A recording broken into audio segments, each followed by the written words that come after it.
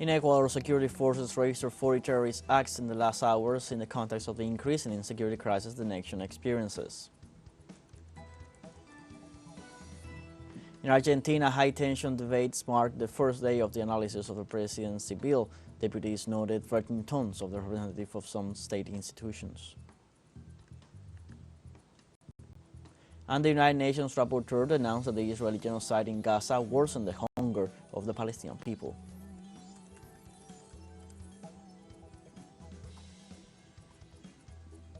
Hello, welcome to From the South. I'm Luis Alberto Matos from the TeleSUR studios in Havana, Cuba. We begin with the news. In Ecuador, the first day of the internal armed conflict has resulted in 10 deaths, 3 wounded, and at least 6 kidnapped, including 3 police officers who have been released. During the last report given at the emergency cabinet meeting convened by the mayor of Guayaquil, Aquiles Alvarez, 8 people were killed. However, a later police statement confirmed the execution of 2 of its agents. Guayaquil, located in the southwest of the country, has been the epicenter of violence that has been exponentially worsened after the escape of Jose Adolfo Macias, known as Fito, leader of the dangerous Sioneros gang. Regional authorities confirmed more than 1,900 calls for help. And more than 40 acts of terrorism were reported by the security authorities in Ecuador after the escape of the leader of the Sioneros gang. The region has lived the most terrifying hours of its history.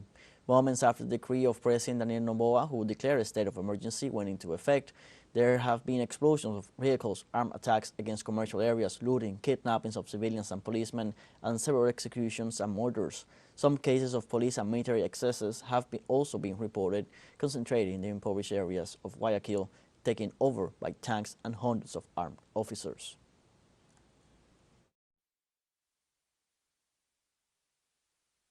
In an hour and a half, we have had a result of 8 people dead, 2 injured people, 2 vehicles burned, 2 motorcycles burned, a police officer injured by firearm, damage to the infrastructure of UPC Server 2, and we have 14 detainees in the different events that have occurred during the social commotions today in the afternoon in the city of Guayaquil. On Tuesday, the government of Peru decided to declare a state of emergency on the border with Ecuador in the midst of the wave of violence that is shaking the neighboring country. The information was released by the Peruvian Prime Minister Alberto Radola. This as a consequence of the violence registered in the Ecuadorian city of Guayaquil during the last hours. The Prime Minister assured that a contingent of police officers has been deployed to support the security forces currently stationed at the border with Ecuador to carry out a more intense control of the transit of people. Other measures for the contingency will be announced on Wednesday. When a state of emergency is declared, the armed forces are ordered to come to support the national police, and of course, they will be in transit. We have a series of military establishments that are coordinating. The ministers of the ground are going to coordinate the operational part, but we want to assure you that the decision taken by President Boluarte to give tranquility and calm, especially to the population of Tumbes and Piura, there has been a little alarm by this event. President Andrés Manuel López Obrador expressed his disagreement with the situation of violence that Ecuador is facing today and expressed his solidarity and support to the people and government of the nation. We express our solidarity and support to the people of Ecuador and its government. Of course, we reprove these vandalic attitudes, the violence, the desire to impose with the use of force. We do not agree with that. We support the people and the government of Ecuador. The Chinese government offers support to the government of Ecuador for the re-establishment of public order and social stability in the face of the security crisis that the country is experiencing. The foreign ministry instructed diplomatic missions to activate emergency mechanisms for consular protection. In addition to verifying the status of Chinese citizens and institutions, although so far no victims of Chinese origin have been reported. Beijing also called for the prompt restoration of public order in the country and urged the authorities to protect citizens. China supports the government of Ecuador and its efforts to safeguard social stability and hopes that Ecuador will soon restore normal order. We hope the Ecuadorian side will properly protect the security of Chinese people and institutions in Ecuador. The Foreign Ministry has instructed its embassy and consulates in Ecuador to immediately launch emergency response mechanism for consular protection. We are currently verifying the security situation for Chinese citizens and institutions in Ecuador and issuing alerts on security precautions through multiple channels. We have not yet received any reports of Chinese casualties in Ecuador. The issue of citizen security has also been at the center of the news in El Salvador, where the legislative body approved the 22nd extension of the emergency regime. As reported by the executive branch, this measure is the backbone of the security system implemented by the government of President Nayib Bukele. After a lengthy debate where differences between the ruling and opposition benches re-emerged, the measure again obtained the support of the majority with 67 votes in favor and only 7 votes against. Among them is that of Congresswoman Claudia Ortiz, who has again put the spotlight on the serious allegations of state violence that is protected under the state of emergency. A few weeks ago, we proposed that this legislative assembly investigate from our faculties who released the crack. We have facts to investigate which members of the Salvadoran state authorities have given these benefits to evade justice in exchange for electoral benefits or of any other nature has happened in the past. And that's why people know that we do not want to go back to the past. We cannot go back to the past. And it is important that we aspire to a country without gangs, without gang violence, where innocent people live free from the violence of these organized crime groups and also live free from the violence and terror of the state. Let's take now a short break, but remember you can join us on TikTok at TeleSUR English, where you will find news in different formats, news updates, and much more. Other stories coming up. Stay with us.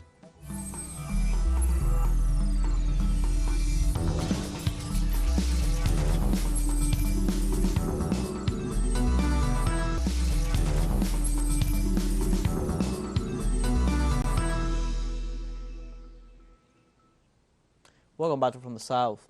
This Tuesday, Congress of Argentina started debating commissions of the bill known as Bases and Starting Points for the Freedom of Argentines, that intentions were marked by the day. The Attorney General of the Treasury, Rodolfo Barber, the Secretary of Energy, Eduardo Rodriguez, and the Minister of Justice, Mariano Cuneo, were some of the representatives of the state and the executive present at the event. The representation in defense of the law in charge of the Attorney General raised the tone of the conclave. Legislators questioned the nature of the institutional response, referring that none of the hard crises that the country lived through allowed anything similar to what was proposed by the law's rapporteurs. In Argentina, members of the United for Culture movement hold demonstrations on Wednesday in several cities to express their rejection of Javier Milei's government measures. According to this space, in social media, artists, workers, teachers, and students from different disciplines participate in a national cacerolazo from 6 p.m. local time. The demonstrations will take place in Buenos Aires, Córdoba, Rosario, Santa Fe, San Salvador de Jujuy, San Miguel de Tucumán, Santiago del Estero, Salta, La Plata, Comodoro, Rivadavia, San Luis, San Juan, Mendoza, and Neuquén, among many other territories. On December 20th, the President issued a decree of necessity and urgency that provides for the dismantling of more than 300 regulations, including the laws on rents, supply, land, industrial, and commercial promotion. The new provisions are being widely rejected by the population, political, and social organizations. In Venezuela, the remains of General Domingo Antonio Cifuentes arrived at the National Pantheon.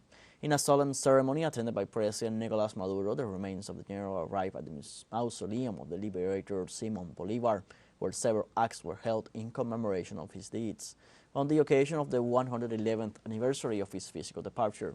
High-ranking officials highlight the historical legacy of General Cifuentes, who played a decisive role in the expulsion of the English rule from Venezuelan territory. During his speech, President Nicolas Maduro highlighted the contribution of General Cifuentes in the defense of Venezuelan territorial integrity.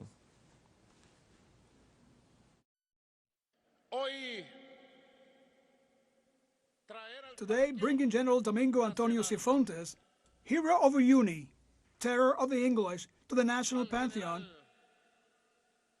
Domingo Antonio Cifuentes,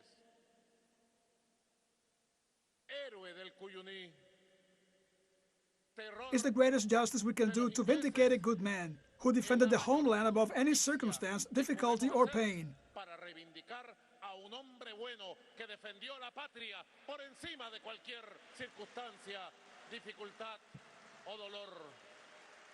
Who loved his land, who loved Venezuela, and demonstrated his love in battle.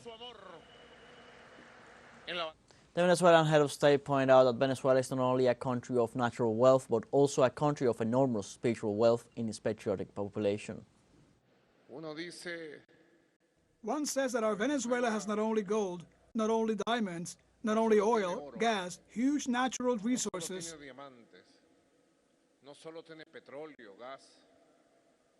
Our Venezuela has had and has. The greatest thing it has is the huge spiritual wealth of its patriotic men, of its patriotic women, of its brave people. In Russia, trade amounted to $1.5 billion last December, with an 80% increase in trade between Brazil and Russia. The Brazilian Statistics Institute reported that the country obtained tons of Russian oil derivatives for $1.14 billion, making Russia the largest fuel supplier, followed by the United States and the Netherlands. Brazilian exports to Russia contracted 17% to more than $93 million when shipping meat, coffee, and peanuts to Russia. On the other hand, the South American country imported more than $304 million worth of fertilizers from Russia. In Haiti, the court ordered the arrest of more than 30 high-ranking officials for alleged government corruption. The arrest warrants accuse the officials of embezzlement of funds or equipment linked to the country's National Equipment Center. Said center is in charge of using heavy machinery for tasks such as road construction or debris removal. The list includes former presidents Michel Martelly and Jean Privert, as well as former Prime Ministers Laurent Lemaitre, Jean-Michel Lapin, Evans Pauls, and Jean-Henri Séant. The authorities reported that no one has been arrested so far, but detailed that the investigations are still in progress. Cuba does not present the levels of COVID-19 cases that have been registered in the region. However, President Miguel Díaz-Canel has indicated that he will follow the recommendations of the World Health Organization. The head of state held a meeting this Tuesday with scientists and health experts, a regular exchange in which he is accompanied by members of the Political Bureau and the Prime Minister. In view of the epidemiological situation reported for the Americas by the Pan American Health Organization, he took advantage of the meeting with the experts to ask for maximum attention in view of the increase of respiratory diseases. The Vice Minister of Health, Gabriel La Peña, explained the current situation of the island. When we talk about genomics, it is to know the variants of the SARS-CoV-2 that is circulating, and so far we have not detected any variant in the country that has changed. It continues to be Omicron with the subvariant that are circulating in the region, and so far there are not variants that make us think that there is going to be any aggravation of the COVID-19 disease. Therefore, the population must continue to make use of individual protection measures. We have a second short break coming up, but before we invite you to join our WhatsApp community for our English-speaking audience, you can scan the QR code on screen to join directly and share the link to reach more people. Constant news coverage of Latin America and the Caribbean as well as the rest of the world. Stay connected and informed with TeleSUR. Final short break, don't go away.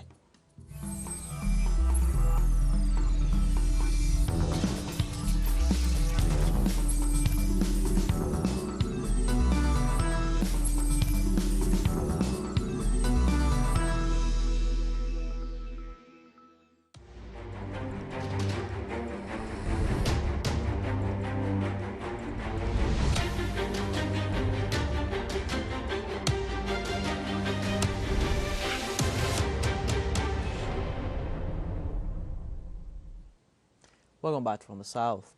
While proceedings are being prepared at the International Court of Justice, complaints against Israel for genocide, war crimes, and crimes against humanity are on the rise. United Nations rapporteur compiled cases.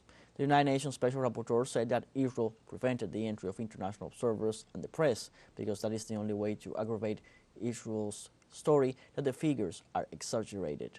Based on data collected by the Israeli non-governmental organization Tselem, the reporter warned that 2.2 million Palestinians, over 50% of which are children, infants, pregnant women, and the elderly, suffer from hunger as a direct result of Prime Minister Benjamin Netanyahu's state policies of depriving them of food. In Netherlands, the International Criminal Court confirmed on Tuesday that it is investigating the killing of journalists in Gaza as possible war crimes. Several organizations dedicated to the defense of press workers and civil rights in general filed before the court based in The Hague a complaint for alleged war crimes perpetrated by the Israeli occupying forces in the framework of the genocidal operation launched after the incursion of Hamas into Israeli territory. The court's prosecutor's office, headed by Karim Khan, confirmed that the list of facts it is investigating includes the murder of press workers, whose number already exceeds 106, many of them executed with their families. Israeli occupation forces Wednesday detained 26 Palestinians from several areas across the occupied West Bank, sources confirmed. According to the Commission of Detainees and Ex-Detainees Affairs, the majority of the detainees are from Bethlehem and Ramallah, where two former prisoners, one of whom is a cancer patient, while the rest are from Tulkarm, Tubas, Hebron, Jenin, and Nablus. He pointed out that the detention campaign are accompanied by widespread abuse, severe beatings, and threats against detainees and their families, in addition to widespread destruction of citizens' homes and the confiscation of vehicles and money. The total number of detainees has risen since October 7th to more than 5,780, targeting all groups, including former detainees, the sick, and the elderly. The League of Arab States at the United Nations said on Tuesday they are working on a request to grant the State of Palestine permanent membership within the international organization. Palestinian permanent representative to the United Nations, Riyad Mansour, said that the obstacle is in the Security Council, adding that they need to find a solution to that obstacle and remove it from the path so that the State of Palestine assume its rightful place as a member state of the United Nations. Mansour and others briefed journalists in New York, adding that the group asked for an open meeting of the United Nations Security Council to discuss the war in Gaza this coming Friday. He said a slew of meetings are scheduled this month and the group is enjoying momentum. He stated that their three objectives include a ceasefire, humanitarian assistance up to scale, and the stop of forced transfers. We had a very important and extensive meeting yesterday in which we discussed in depth the strategy that we are putting in place for at least the next 2 to 3 months here at the United Nations. We will mobilize and try to get the maximum support that we can for the implementations of the three objectives: ceasefire, humanitarian assistance up to scale, and against the mass forced transfer. But also we will begin to mobilize around other issues which were adopted in the Arab OIC summit in Riyadh a few months earlier. Among these issues is to start mobilizing for going to the Security Council with the view that we believe that the State of Palestine, after changing its status in the year 2012 to an observer state, now it is high time to recognize and admit the State of Palestine for membership.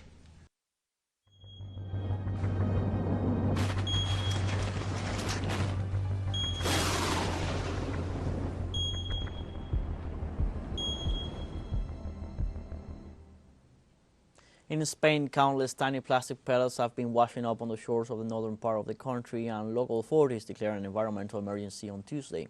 The tragedy comes after a shipping container fell off a transport vessel last month. The regional government of Galicia has risen the alarms due to the pollution, and neighboring Asturias asked Spain's national government for help. On Monday, Spanish state prosecutors opened an investigation as they feared that the pellets could have toxic properties. There are indications that the pellets have also been found on French shores. The spill was first reported to authorities on December 13 when hundreds of thousands of tiny white balls began washing up on Spain's Atlantic shoreline. In Serbia, an evacuation effort to save hundreds of cattle and horses stranded on an island in the Danube has begun close to the town of Novi Sad. The cattle, the Podolian type, famed for their long horns, as well as dozens of horses, were stranded on the Kresindinska Ada island, some 40 kilometers northwest of the capital Belgrade, as the water of the Danube began to rise. As the levels of the river grew higher, the animals were effectively cut off from mainland, unable to walk to the shore. The Kresindinska Ada island is often used by local cattle farmers who leave their animals to graze on location for several days or weeks. After appeals from local ranchers, which lasted for several days, Vojvodinazume, a state-run organization that takes care of forests and waterways in northern Serbia, supplied a boat with a barge so the evacuation of the stranded animals could take place.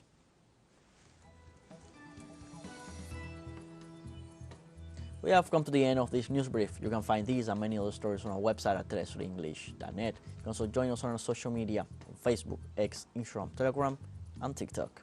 For TeleSUR English, I'm Luis Alberto Matos. Thank you for watching.